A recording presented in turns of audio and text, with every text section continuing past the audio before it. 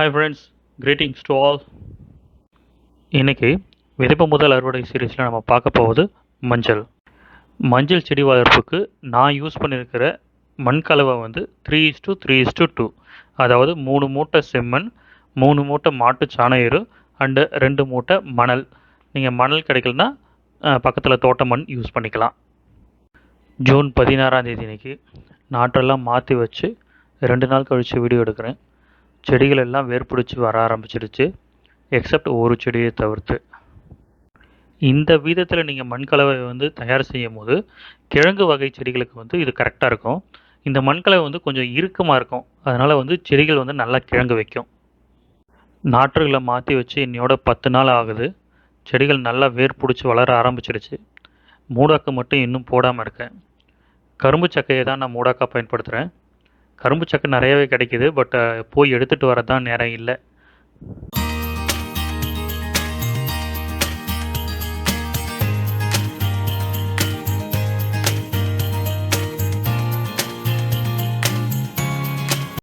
இந்த செடி என்னாச்சுன்னா, நாற்றை மாற்றி வைக்கும் போது செடியோட தண்டு வந்து உடஞ்சி போச்சு.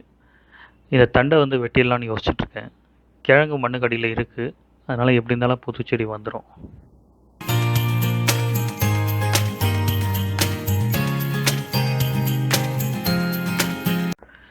நாற்று மாற்றி வச்சு 2 மாத வளர்ச்சி. மஞ்சள் செடி வளர்க்குறது வந்து இஞ்சி வளர்க்குற மாதிரி கஷ்டமாக இருக்காது. இஞ்சி செடி வளர்க்குறதுன்றது வந்து மழை காலத்தில் மண் ரோட்டில் கண்ணை கட்டி நீங்கள் கார் ஓட்டினா எப்படி இருக்குமோ அப்படி இருக்கும். ஆனால் மஞ்சள் செடி வளர்க்குறதுன்றது ஹைவேல கார் ஓட்டுற மாதிரி. ஸோ அது ஈஸியான ஒரு விஷயந்தான். ஆனால் என்னென்னு தெரியல, புது இலை வரும்பொழுதே நுனி கருகி வெளியே வருது. இதுக்கு என்ன பண்ணணும்னு தெரியாமல் இருந்தேன். கொஞ்ச நாள் விட்டேன், என்ன ஆகுதுன்னு பார்க்கலான்னு. செடி தன்னைத்தானே சரி பண்ணிக்கிச்சு.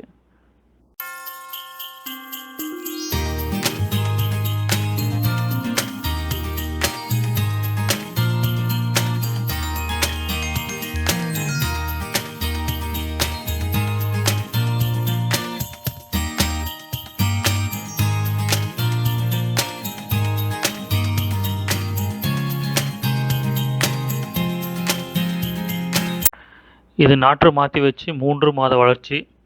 ஆனால் இப்போ வரைக்கும் நான் மூடாக்க போடவே இல்லை. உண்மையை சொன்னால் கடைசி அறுவடை பண்ணுற வரையும் மூடாக்கே போடலை. ஏற்கனவே நான் சொன்ன மாதிரி தான், செடி தன்னைத்தானே சரியாக்கிடுச்சு. செடிகள் நல்லா தூர் பிரிஞ்சு வளர ஆரம்பிச்சிடுச்சு.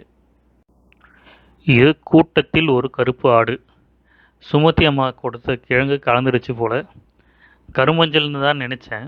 அறுவடை செஞ்ச பிறகு தான் தெரிஞ்சது அது கருமஞ்சள் இல்லை, பேல்கிரி டர்மரிக்குன்னு.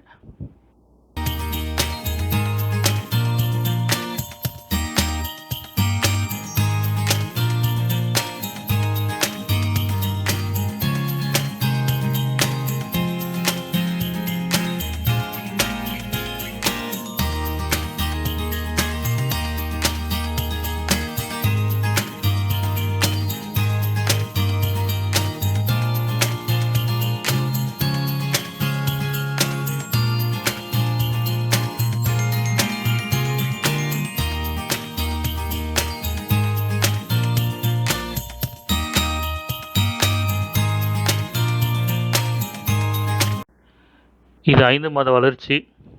மஞ்சளில் பெருசாக ப்ராப்ளம் எதுவும் வராது. எந்த பூச்சி தாக்குதல் அந்த மாதிரி எந்த பிரச்சனையும் வராது. மஞ்சள் சும்மா காடு மாதிரி வளர்ந்துருக்கு. இதோட ஸ்ட்ரைட்டாக அறுவடைக்கு போயிடலாம்.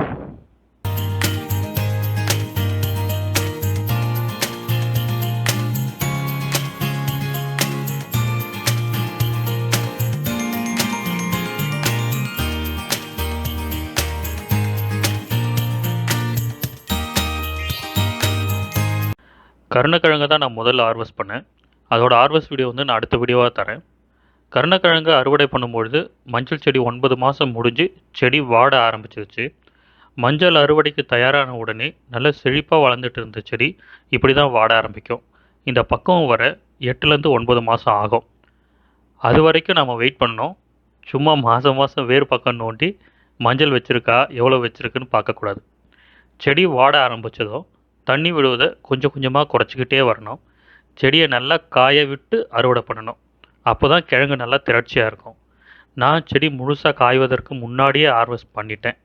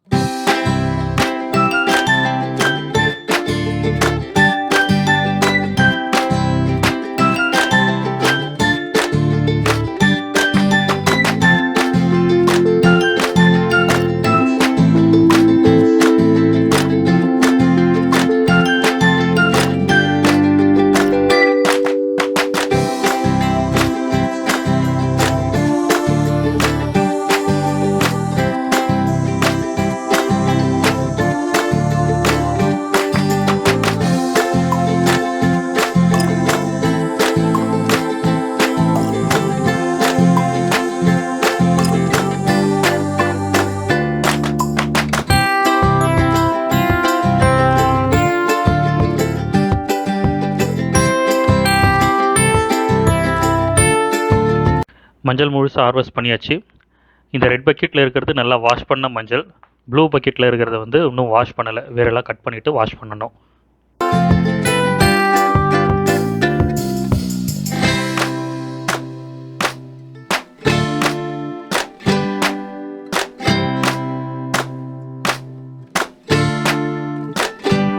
அறுவடை பண்ண மஞ்சள் முழுசாக எடை போட்டு பார்த்தாச்சு. தாய் கிழங்கு இல்லாமல் விரலி மட்டும் 11 கிலோ 800 கிராம் இருக்குது. அரௌண்ட் 12 kgs இருக்குது.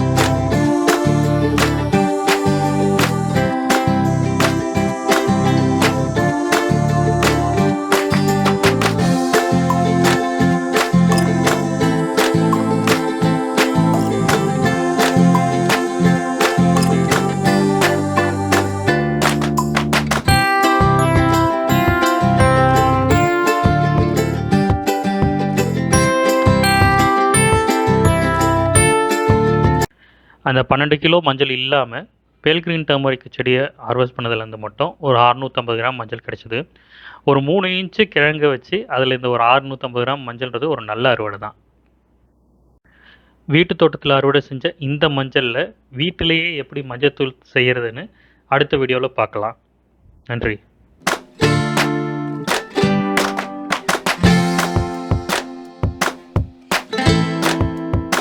ஓகே ஃப்ரெண்ட்ஸ், இந்த வீடியோ இதோட முடிஞ்சது.